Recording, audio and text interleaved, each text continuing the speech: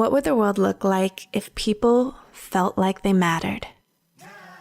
Welcome to the Lead with Love podcast, exploring what it means to lead with love in business and life.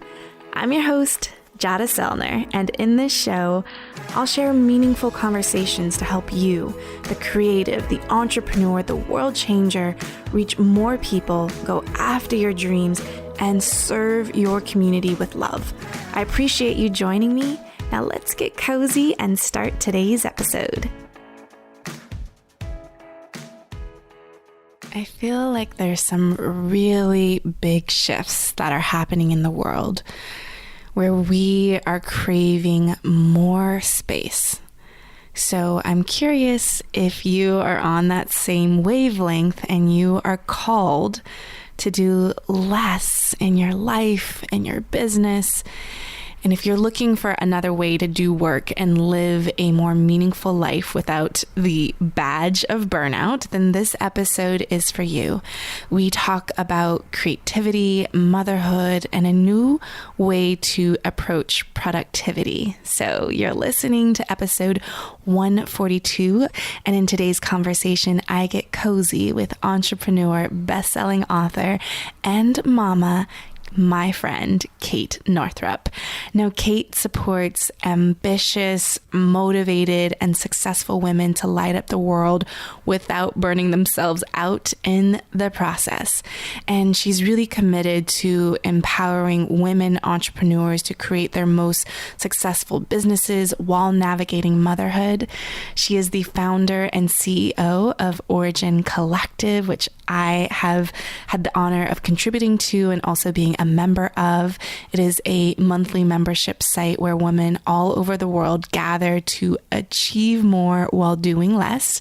And her first book, Money, a Love Story, has been published in 5 languages. And Kate's work has been featured by The Today Show, Yahoo Finance, Women's Health, Glamour, and The Huffington Post. And she's spoken to audiences of thousands with Hay House, Wonderlust, Usana Health Sciences, and many, many more. I absolutely adore Kate. I love this conversation and could have asked her a million more questions. So you definitely want to tune in and get cozy with Kate. Hello, Kate. Hello. I'm so excited to have this conversation with you. And I was just thinking about like how we met, and I'm like, oh, we actually haven't squeezed each other in person yet. Actually, I think we haven't met. Yes, we're in a intimate text group with. You've kind of been the sacred 8 that was added to our annual girls trip. You know, traveling with Sarah and Nisha and Michelle and Brianna and Kavita. Who am I missing right now? I know they're myself. So, and I know, yeah. And I think we all have babies. Not like all of us have, I don't have a baby, but we all have children. We're all moms. Yeah, we're all building businesses. And so it's just been so cool to get to know you just inside that group. And then I was just thinking of like, oh, we actually haven't seen each other face to face yet. I know. I can't wait until we do. Yeah. So there's so many things that I'm curious about, that I'm fascinated about in the way that you show up and lead in the world. And I'll just dive into my biggest, most favorite question to get us going, which is, what does leading with love mean to you? And how do you put love into practice in your business and your work? If you had asked me this question a couple of years ago, I would have given a very different answer, even maybe last week. But today, what that means is boundaries. I have had a hell of a year, as I think many people have. I mean, is it not always a hell of a year? And I had an experience recently when I emailed a woman to ask if she would review my manuscript for my upcoming book, Do Less, to give a quote.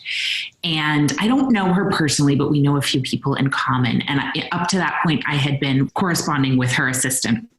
And she took the time to email me back personally. And this was our first one-on-one email exchange. And she said, I just absolutely love the work that you're doing in the world and I support it. And due to my capacity, I'm not able to, give a quote and, love what you're doing today. It was, and I'm not doing justice to the email because it was incredibly beautifully worded. And it was such a cool experience because it was almost as though like, I felt so filled up by the interaction because it was done with such love, not only for me, like I could feel the love in her words, but also with such love for herself and for her family, because I know what's on her plate and I know that she gets asked to do a lot of things. And it felt really honoring of me that she was honoring herself and not overextending herself. And for me, I teach women about how to manage their time and energy with ease and grace. And it's become abundantly clear to me that one of the biggest stumbling blocks, or even I would go to say enemies of managing our time and energy with ease and grace, is not having good boundaries. And so for me, it's something that I but it's like I'm in the dance, I'm in the practice of learning how to have better boundaries all the time, every day, because like with this woman responding to me, I felt loved by her loving herself and leading in that way with great boundaries. And I trust women who have boundaries like that because I always know where I stand with them. And it made me respect her so much more. So that is a long answer to your question, but leading with love for me right now means boundaries. That's beautiful. And I can feel the love that you felt from that interaction. And I've seen you even in our interactions in text. I remember we were having a conversation around, contributing money for a gift, for a baby shower. And I was like, oh, this is the agreement that my husband and I have as far as contributing a certain amount of money to gifts. And I remember your just reflection back of just like honoring, communicating that in a public space in a group. And I can see how much you honor people honoring themselves and being able to clearly communicate their needs up front. Yeah, it just makes life so much easier for everybody. Like, just think about, I just think about things that have happened even in the last month that were a bummer, in my own life, like, whether it's with my family, with my husband, with coworkers, whatever. And I can see all the places where a good boundary ahead of time would have prevented that bummer. It's definitely something that I so admire it when I see it, like in that text exchange. It's just like it's so badass, because to me, a really good boundary it communicates incredible self-value and self-worth and self-love, to know that you are worth saying up front, here's what's going to work for me, or here's what's not, or after the fact to say, oh, hey, that doesn't work for me. It's like anytime somebody does that. Even the other day, we asked our favorite babysitter if she could come watch the girls for a day when our usual childcare situation isn't going to work out. And she emailed me back and she was like, as long as you and Mike are not working from home that day and you leave when I come and you don't come back until it's time for me to go home. I laughed out loud. I was like, I love this email so much, because it makes the day easy for everybody because we know what's going to work. Yeah. So what's a boundary that you have recently communicated on behalf of yourself? Today, it's a small thing, but I think the small things, we can get practice with the small things so that it feels like we feel more brave to set boundaries about the bigger things. I just put out a PSA to our team. We use Teamwork as our project management system. And I updated my status with a PSA just saying like, hey, this is my project for the week and I will be unavailable to do anything other than this unless absolutely necessary. So it's basically, I was just like putting up a fence to say like, please don't ask me to do anything this week. Oh, I love that. Really good, because I know what I need to get done. I know the holidays are approaching. I know that this project I'm working on is a priority upon which so many other projects and potential goals and successes hang. Like if I don't do this, it's writing a sales page. So if I don't do this well, if I don't put in the time and attention and focus, nothing else really will work. Yeah. In 2019, at least quarter. And so it's like all these other things, they might not get done. Somebody else might need to do them. I don't really know, but I don't really care because this is the thing. And so that was the boundary that I set today. Yeah. And I think that's a huge part of expressing love in relationship and business is communicating that out loud. It's like hanging your do not disturb sign with a little like XOXO and lots of hearts around it. And just being able to communicate it up front, because I think sometimes we don't know our boundaries, but sometimes we do, but we actually don't communicate them to people. And the example that I'm hearing in you is like, I'm letting you know up front. And that is actually the permission when we say it out loud of like, this is what I'm saying yes to. So I have to say no to everything else. And I think that is the tactical practice, is to communicate the boundary out loud so people know it versus just kind of knowing it inside and then allowing it to be violated and feeling resentful because someone stepped over the boundary that you didn't clearly communicate out loud. Yeah, I'll never forget. I was walking down the street with my friend Terry Cole, and it talks a lot about boundaries. I've learned a lot about boundaries from her. And I was talking about somebody asking me to do something. I was getting all like, my panties in a wrinkle about it. And she was like, so basically you're saying, how dare you come and ask me to do something and make me feel the discomfort of having to tell you no. And I was like, oh God. So she was like, basically, you're making your problem setting boundaries and saying no somebody else's fault. And she was like, they can ask you and you can say no. Yes. It was a really great moment of like, oh yeah, wow. And speaking of love, you wrote a book called Money, A Love Story. And I want to talk a little bit more about this, about the shift, the intentional shift that you made in just a minute. But I'm curious, as you being an entrepreneur, what were some of the money mindset or beliefs around money blocks that you had as you moved through making a living as an entrepreneur?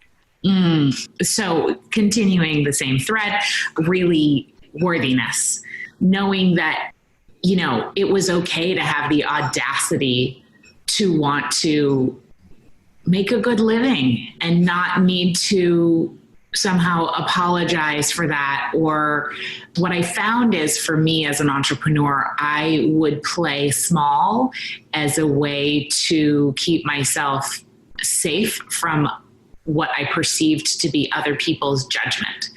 So could you give me an example of that? Yes, I will.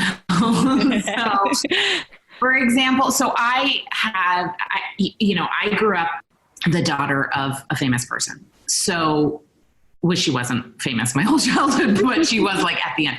My mom, Dr. Christian Northrup. And so I had this hang up about people would assume that everything always came easy to me, given my background. And obviously, certain things did come easier to me. There were certain tremendous privileges and then some drawbacks as well. And so, for example, I lived life in fine chaos for quite a while as an entrepreneur, and I will still slide back into this if I'm not vigilant. So I think it's really important to note that we're always in a practice, at least for me, where I can say, oh, now I have that issue completely handled forever. Right. But it's always an evolution. And so me, it was the avoidance of looking at my numbers. It was the avoidance of looking at my bank account, avoiding doing my QuickBooks, because I didn't really want to know the truth of my finances. I really drew that back because, but I'm a big advocate of therapy and like doing our work and looking at our childhood stuff and all that stuff. And when I kind of wove that thread back, I realized that it wasn't really that I had any doubt that I could make good money, or that like I had no problem doing the bookkeeping. I was perfectly capable of it. It was that there was a certain level of financial chaos that I felt kept me down enough so that I wouldn't have to experience the discomfort of people's judgment of me, but also B, the sort of like, we talk about race, the quote that is often misattributed, but about it's not our fear, it's not our darkness, it's our light, that when, who are we to be so fabulous, blah, blah, blah. And this is basically that. It's like, who am I to be so fabulous? So I might well be in financial chaos, because then I can make sure my energy is all tied up in the financial chaos, as opposed to in doing the work that I'm really here to do. And then, putting myself out there in that way, which is scary. Absolutely. And now, so part of that practice was to look at your financials on a daily basis to not avoid them. And now that I know that in the business that you're running today, that you have generated 7 figures in your business, and I'm curious if there were different blocks or a different type of mindset shift that you had to make the current business that you have possible, kind of make that leap. Yes. So basically, as far as I was talking about earlier, kind of the financial chaos in my early 20s. And now I'm at a very different moment in life and business. And so to get to 7 figures, I would say the block continues to be on the same thread, but different, which is really like, in order to grow to this next level, there was a point that I really needed to begin to take myself and my work seriously. I recently watched a recording of myself giving a talk in November. And it was the first time ever that I watched myself speak where I didn't flinch, because during this particular talk, I finally felt like I landed, like, instead of saying something that I believed to be true and then giggling or doing some sort of other unconscious behavior to undercut my point, because I was afraid of just telling the truth in the full power that I know that I can.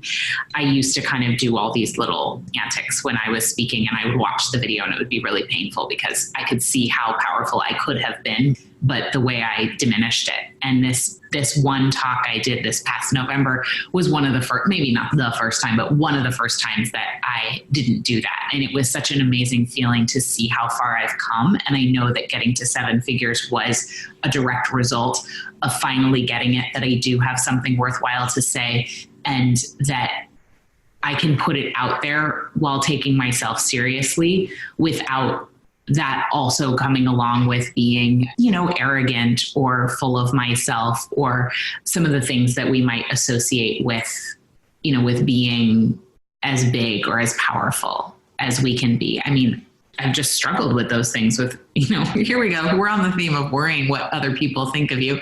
And so I think it was a lot of just like owning my work and owning that I do have something unique and powerful to say, and that it's okay to say it, even if people maybe won't like it. Yeah. I'm curious if there was a specific moment when you made that shift. Was there something that happened and you went from, I'm just playing business, to like... Yeah, totally. It was a bit of a journey, but there were a couple of key moments along the way. One, so I built my company with my husband, Mike, and that's been such an opportunity of growth for both of us. And there was one moment where we were kind of like, he always was wanting me to think bigger.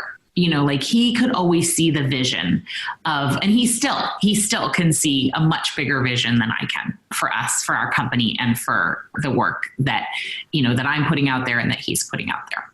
And so he would say to me, I want you to think bigger. And I would get so mad. Like, I don't want to think bigger. I just want to like live in our little house in Maine and like, you know, do the dishes and make dinner and just be with our family. And I really had this, you know, kind of belief that it was either or. Like I could either do big work or I could be happy in my personal life. And he would say, well, do you feel like you're a business owner or do you feel like you get paid to journal? I was like, I feel like, honestly, I get paid to journal. And this is, by the way, when our revenue was like $600,000 a year. So it's not, you know, it's not like it was a small business. I mean, of course, that's a small business in the sort of like the global term of what is a small business. It's like less than 500 employees. But I mean, yeah, it was small revenue. And so I still was kind of in that place. And then we were doing this launch and there were all these broken links and there was like, we had to send out this same email like 4 different times because of broken links and time zone issues because I'm really bad with details. So I kept sending out the wrong time. It was terrible. I mean, it was so embarrassing.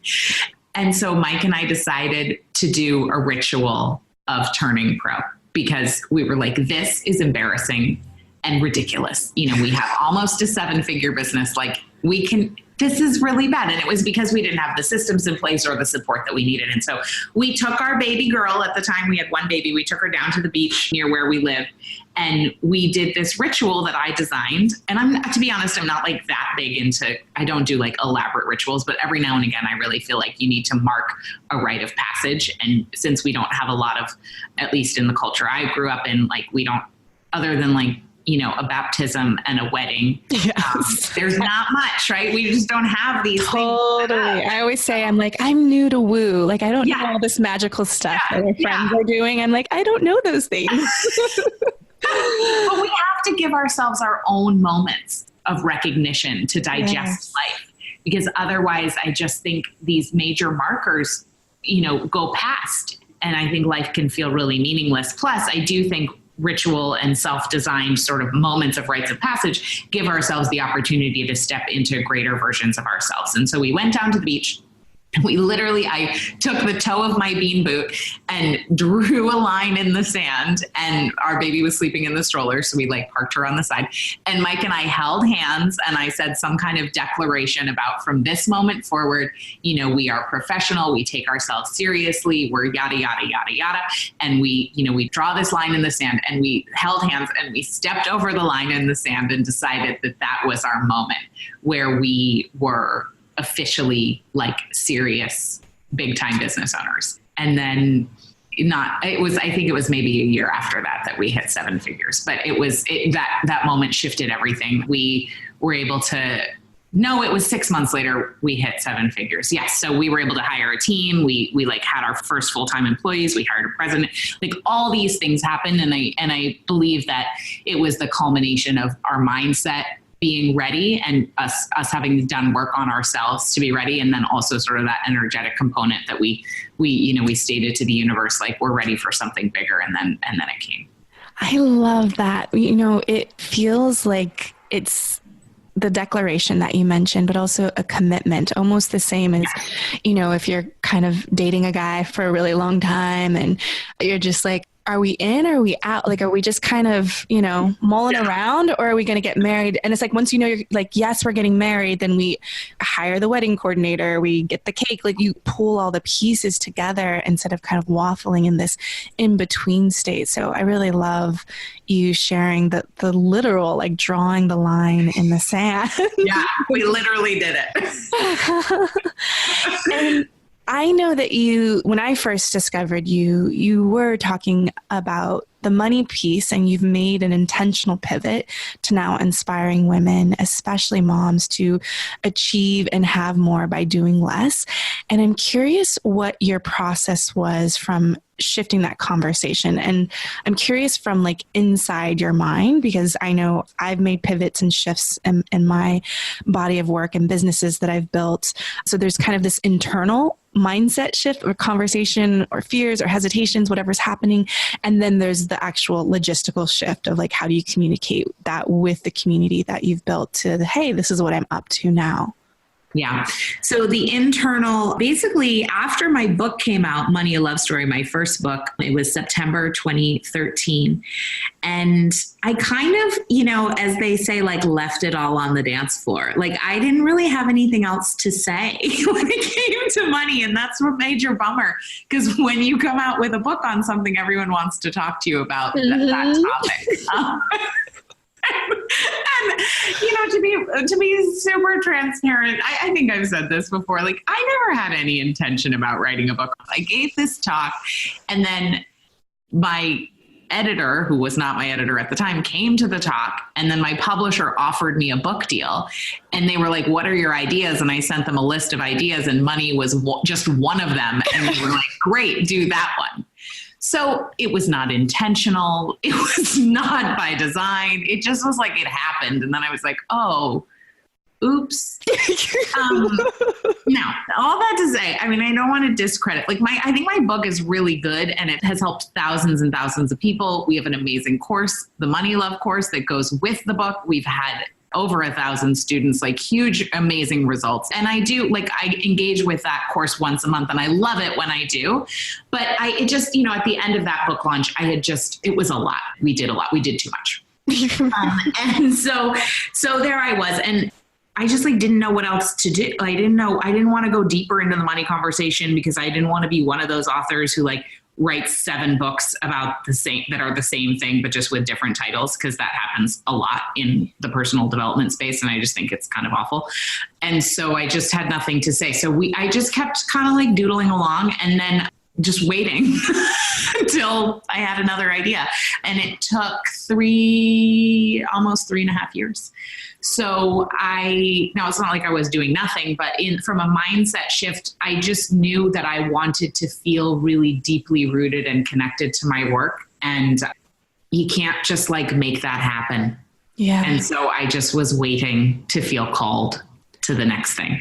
And it wasn't so in between there, we got married, we had a baby, and, kept going with our business, doing a lot of interesting things. But I would say none of them was erupting from my soul, and then all of a sudden I got the idea about having to do with our cyclical nature as women, and tapping our productivity into this concept of kind of farming in the seasons. And the way I heard a quote recently, which came from a tea bag, which is, nature never rushes, but everything gets done. And that's from Lao Tzu. And that's basically, I was like, how can we apply this as women business owners who are trying to have it all by doing it all? How can we tap into another way that Mother Earth knows quite well, because she devotes just as much time for winter, which is the nothing, as she does for all the other seasons of the year. But as women, we don't do that, but our bodies do. And so, how could I was just really swept up in how can we let our bodies guide our businesses, because our bodies, especially the female body, really, has this capacity, whether we do it or not, has this capacity to give birth to another human being, which I think is an incredibly productive act, an incredibly creative act, but we don't have to think about it. It just happens that we create a human, and we all have the blueprint for that. And so it was just really thinking about that as metaphor for our creativity. And that was how the Do Less work was born. And so it was just a lot of waiting and feeling frustrated and I felt like I sucked for 3.5 years of just everyone else seems to know what they're doing. I don't, so I'll just be over here. And then I thought maybe I would just go into real estate or something. I really was well, this probably isn't for me, this whole world. And there are days that I still feel like that. I try to tell my clients all the time that my friends have moments who are running multiple 6-figure, 7-figure businesses where they think about going into real estate or some other, just to know that it's part of the process. And I love that you share just the frustration that you were feeling during that 3.5 years of waiting, because there is this, just this this longing to want to have it all figured out now. This rush of, what do I want to be known for? What am I taking a stand for? Like, what's my message? What's my message? And what, now that you're on the other side of a 3.5-year incubation waiting phase, like, what would you say to someone who is in that identity crisis moment, making that shift and pivot, knowing that, what they were talking about, they don't want to talk about anymore. And yet they're still uncovering the thing that, they want to put all their heart and soul and ambition into? Like, what would you say to the one that's waiting for the next 3.5 years? So I would share with them the framework that came out of this time for me, which I call the upward cycle of success. It mirrors the lunar cycle and the menstrual cycle in the 4 seasons. But I look at it in terms of project management or in terms of seasons in our business. So there are 4 phases. One of them I call emergence, and it's the same energy as springtime or the waxing moon or the follicular phase in your menstrual cycle. So it's kind of this energy of new beginnings and fresh starts. And then there's the phase that I call visibility, which is really when you're like launching a project. It's out into the world. People can see it, buy it, attend it. It's out there. Like, the book is on the shelves. And that's the same energy as the high summer, same energy as the full moon, same energy as ovulation. It's kind of that peak fertility place, peak receptivity place, and really out there. And then there's the next phase, which is called culmination. And this is really when it's that same energy as the waning moon or the premenstrual phase, like the luteal phase right before your period. It's the same as autumn. It's that turning within time. It's kind of like wrapping up the details, sweeping the floors and taking out the screens and, beating the rugs and like kind of collecting the nuts, tidying things up for the next phase, which is called the fertile void. I call it the fertile void. A lot of people refer to the fertile void in different ways, but this phase is the same energy as winter. It's the same energy as the dark of the moon or the new moon, and the same energy as when you're having your period, when you're menstruating. And it's really that time where it looks like nothing is happening, but a lot is happening. So it's the hibernation pause. It's the time of rest, reflection, research, integration.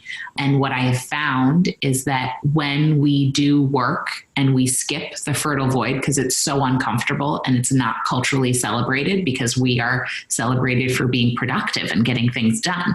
And during this time, whether it's in a project or an entire, season of our business, it doesn't look like much is happening and it's painful.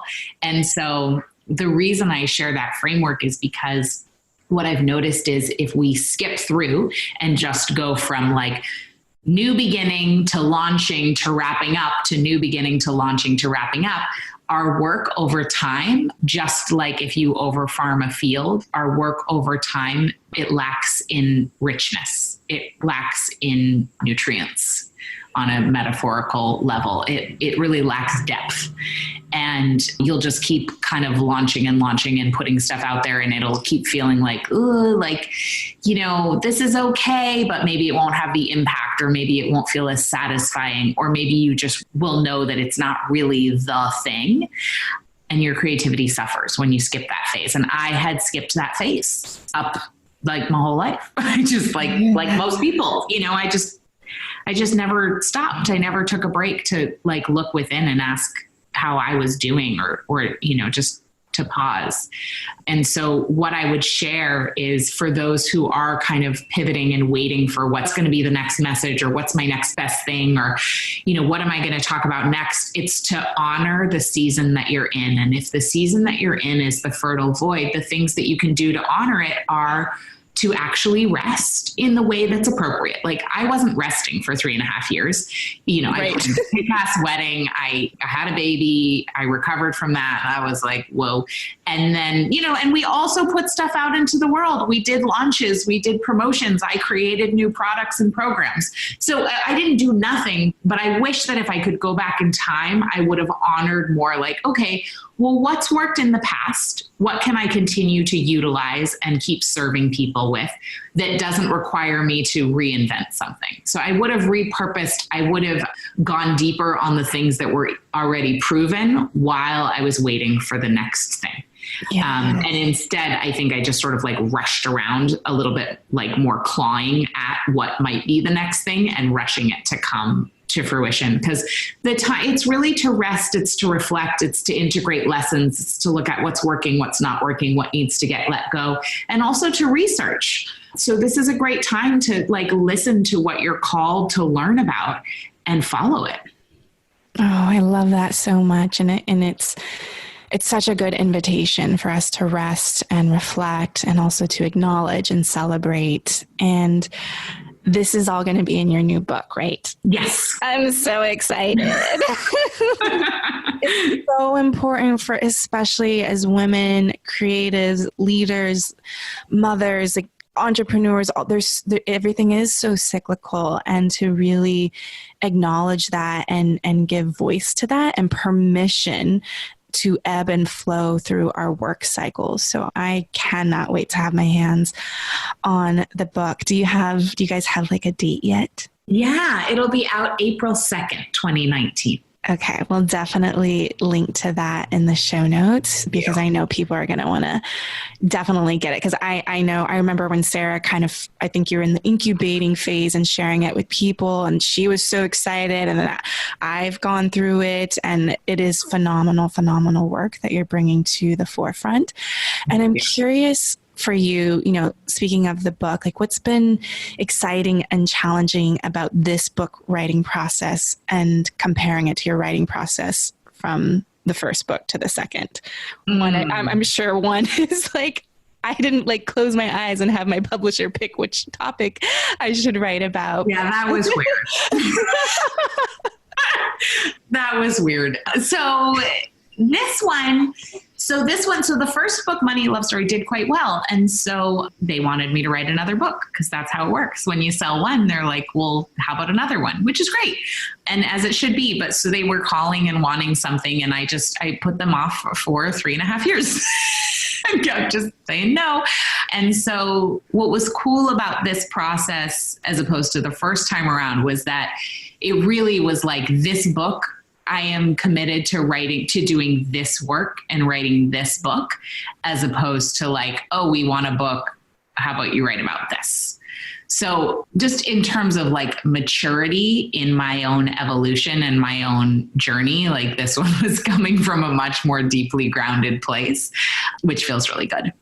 And the process itself, I'm actually the only writer that I know of who has this experience, but everyone seems to, they talk about like how writing a book is such a slog. And to be honest, I just love it. It just feels so good. And like, there are days, of course, when it's like, I don't know what I'm talking about, and this is really hard, and But so many writers talk about how it's torture. And I am just like, I just don't feel that way. I just find writing so joyful. So the first book, I wrote most of it in a month. Yeah, I know that one. But I didn't have any kids, and like, I didn't have anything else I was doing. So I just did that.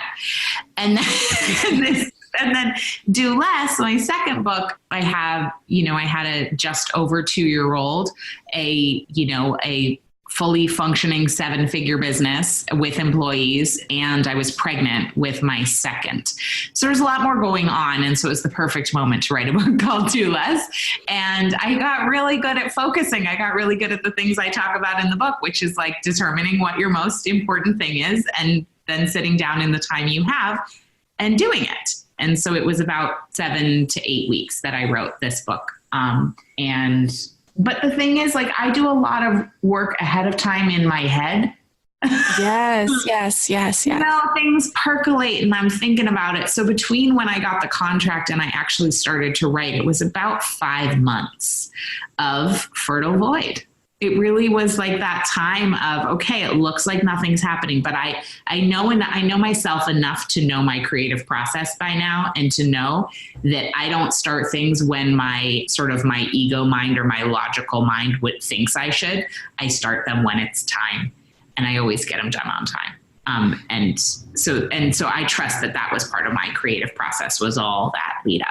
Yeah. So, and how do you, when you're percolating and the ideas are swirling around, because I know I'm very similar of like kind of the research, the data, the input, the ideas are swirling. How do you capture, like, what is the creative process for you that you can now own and say, this is my process? So at least in this example, my publisher needed an outline and a sample chapter and like a table of contents. So that's really where I begin. I begin with structure. Now, I've talked to a lot of other authors who don't do that at all. Like, they just write their stuff and then somebody else organizes it for them. But I actually do really well, like creating an outline, and then I write it more or less in order of the outline. I just like right outline, and then I just fill it in. It's kind of like paint by numbers. And so that works for me. It doesn't work for everybody. And that's, one thing I love listening to writers talk about their process.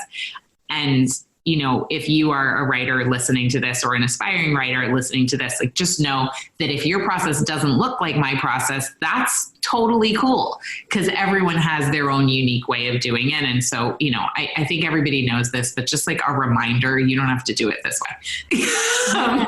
But it's so fascinating, because I have heard people do it the other way. And I have a friend who is in that place of like, I thrive in like kind of having the structure and the outline, but then also wanting, like, I want to make sure it comes from my heart and my soul. And so I think it's really helpful to hear that the structure and the outline and writing in that order works for you, because I know there's other people that operate in that same way too. And and this is because I need to write my outline. My sample chapter. I have my literary agent just waiting in the wings. Awesome. What was that process for you to kind of go into that mode to just write the outline and the sample chapter? Yeah. So I actually did it 3 times before my publisher was like, okay, great. Now we'll publish this book. So also great lesson here, just because it's your first time out of the gate doesn't mean, like, just because the first time around isn't accepted or isn't whatever, like, I just do believe that the fruit is in the process. And I also trust that wasn't wasted time. Like, I know that those 2 other outlines and sample chapters that I wrote are also valuable time spent. Whether I ever do anything with them is immaterial. It's that, like, that's part of the creative process. Like, I think it was, grist for the mill or wetting the whistle. I don't know exactly what the phrase is I'm going for, but it's like getting it going. Greasing the wheel is what I was looking for.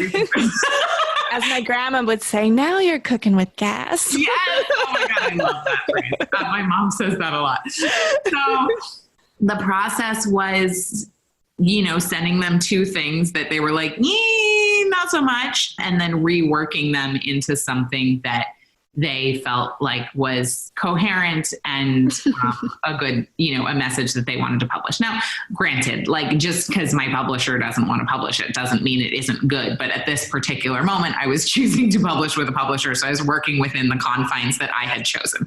And the process is like, I sit down with a Google Doc and I kind of dump my ideas as headings, and then see if any of them could be grouped under another one.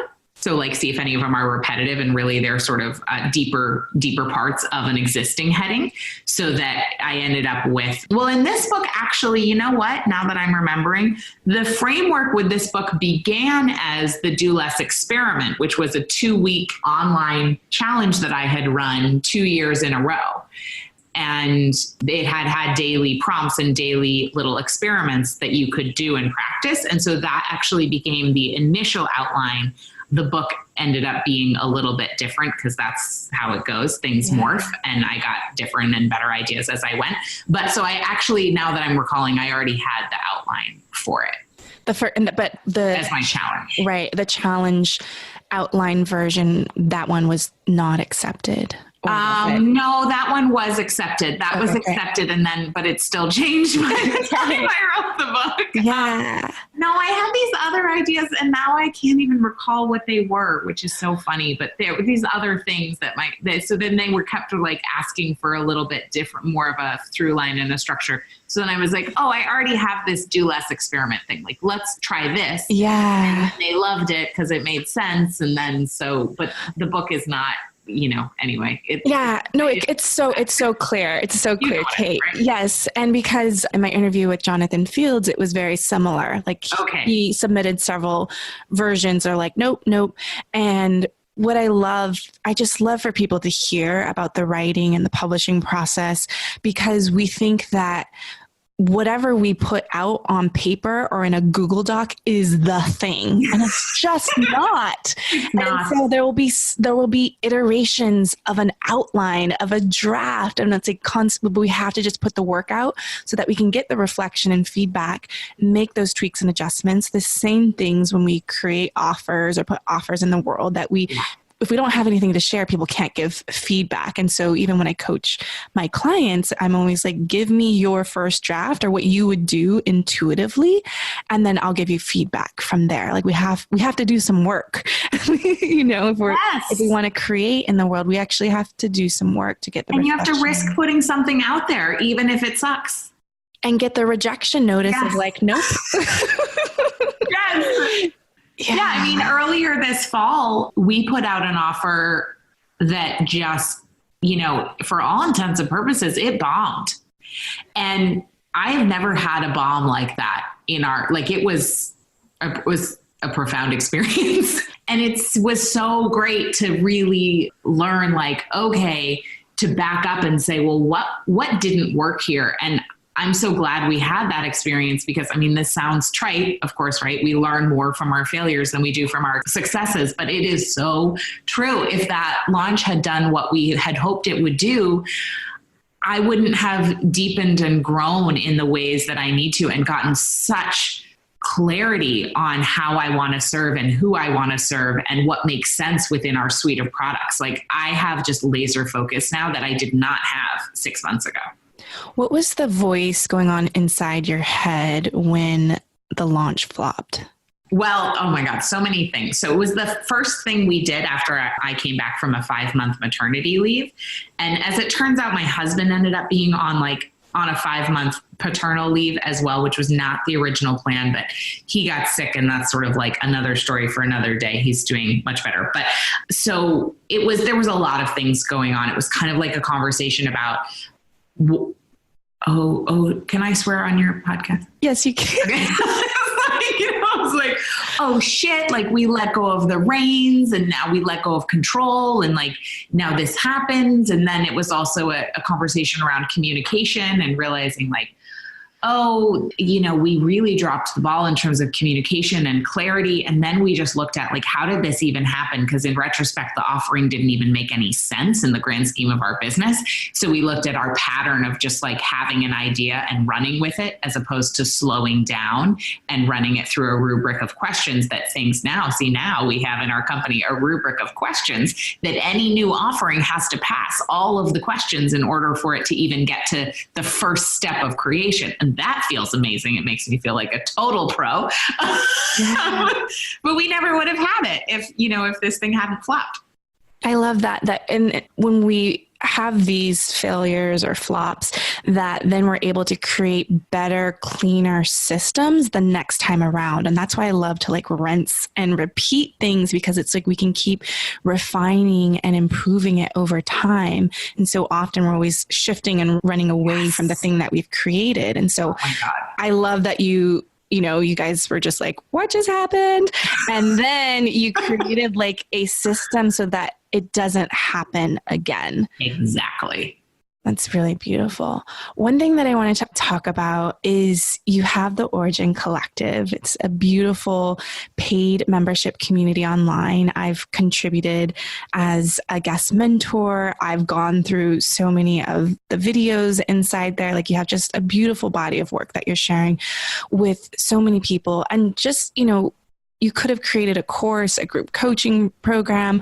I'm curious why you leaned into launching an affordable, accessible membership community.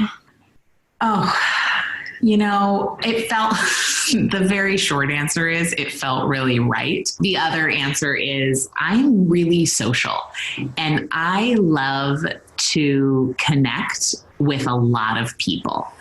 So for my personality, I'm not saying you have to be extroverted by any means to have a membership site. I don't think that's true at all. But I just kind of like being part of a buzz. And so for me, I also just love the feeling of casting a wide net and saying like, everyone can come. I was always the girl really concerned growing up about if everyone would feel included. And so to me, it's super important that people can get some of my best stuff and feel included in it. Like that, you don't have to be like a 6-figure business owner to learn these models and frameworks that I'm using because I don't think that everybody even wants that. Yes.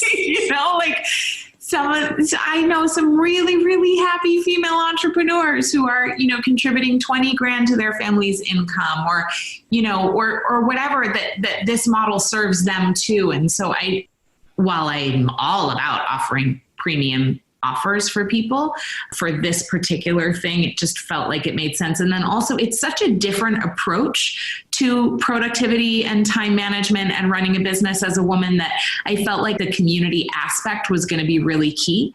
Like having that system of support for so many female entrepreneurs, they don't have other people in their lives who are running their own businesses, next to managing their life. And so I wanted them to be able to come together and have that be a key piece of the membership. And community has always been something that I really thrive in. And it's like it's an easy thing for me to do is create beautiful communities. I've always done it. And it just seems to be the obvious answer online.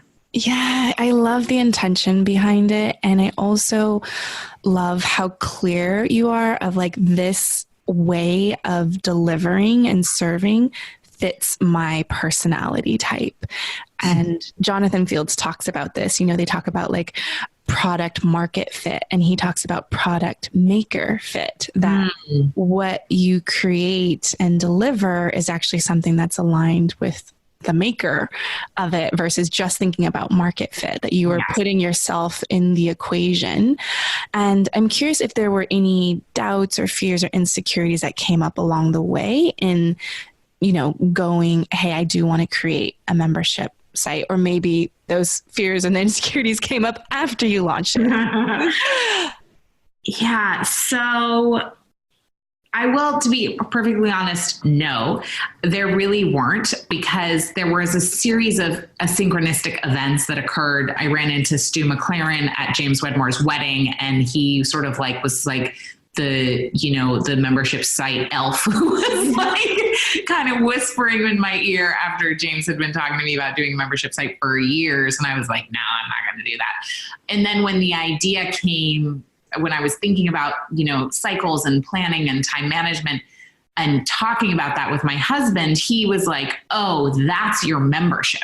And so it just it all felt so aligned. I mean, certainly the logistics and stuff was like, oh, God, what does that even mean from a technical standpoint? Like, who's gonna, how are we gonna blah, blah, all that stuff. But I think the biggest fears about a membership site are like getting on a content treadmill. And for me, I have endless years of things I could teach regarding this topic. So I just don't think I'm ever going to get sick of it. Whereas I had the experience of getting sick of talking about money. And so I was afraid I knew what that felt like. And I knew I never would have started a membership about money, for example. And I knew that this felt really, really different. So I knew I could trust it. Yeah. And I'll definitely link to the Origin Collective in the show notes, because you are very present in the group. And now that I know that it's like you love the gathering of people and you want to be where all the buzz is, because you're so present. Like I'm like, oh, there's a notification from Kate. Like she's in all the conversations. How do you manage your energy so you're not online all the time? And is there a certain way that you schedule when you'll contribute to that conversation? Just curious logistically how that works for you. Yeah, that's a really great question. So I manage my time and energy in Origin. Obviously, my primary focus is the content. So getting the content deliverables completed.